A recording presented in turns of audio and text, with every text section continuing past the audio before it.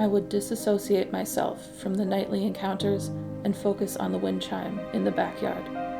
The wind chime brought me peace.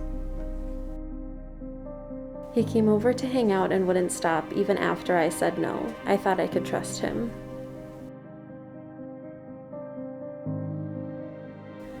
I don't think I can ever love correctly again. He was supposed to be my boyfriend. An older friend forced himself on me while I waited for my mom to pick me up. I was so ashamed, I went home and tried to kill myself by overdosing. I said, "Stop. I need to go home now. Please get off." Over and over.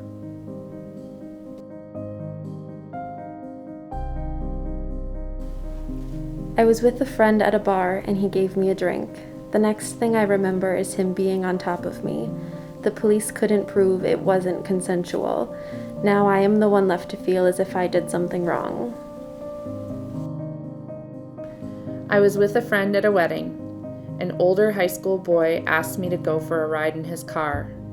He took me to his friend's house where the assault happened. Then he took me back to the wedding and dropped me off like nothing happened. Most of my life, I thought it was my fault because I got in his car. Two guys were messing with my friend at a bar on New Year's Eve. We tried to leave, but they grabbed me and groped me before we could get out. I didn't know how to stop them, so I just let them. We were snowmobiling. I was driving. My cousin's husband was sitting behind me. He kept grabbing my breasts and crotch, insisting he needed to hang on. I told him to stop several times. 40 years later, I never told my family.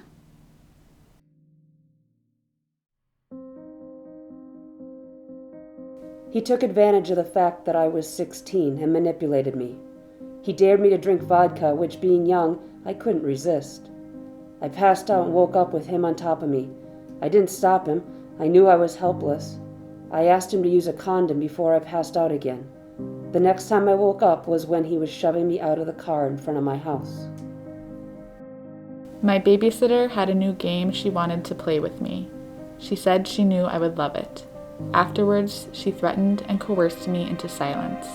Over 30 years later, and I still haven't told a soul.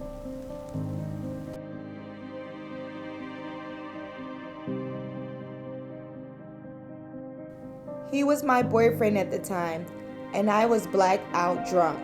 He had the audacity to tell me it was the best sex we ever had the morning after. It took me years to stop blaming myself and call it what it was: rape. Just because someone is your partner doesn't mean they have access to your body whenever they want. And just because you may have been intoxicated doesn't mean it's your fault. I was molested in a car by my cross-country captain while another team member held my arms down. After a year of being afraid, I told my school. He admitted to it. Then they asked me what I was wearing and pointed out that I flirted with him in a text a few times. He had no consequences. I felt like it was my fault.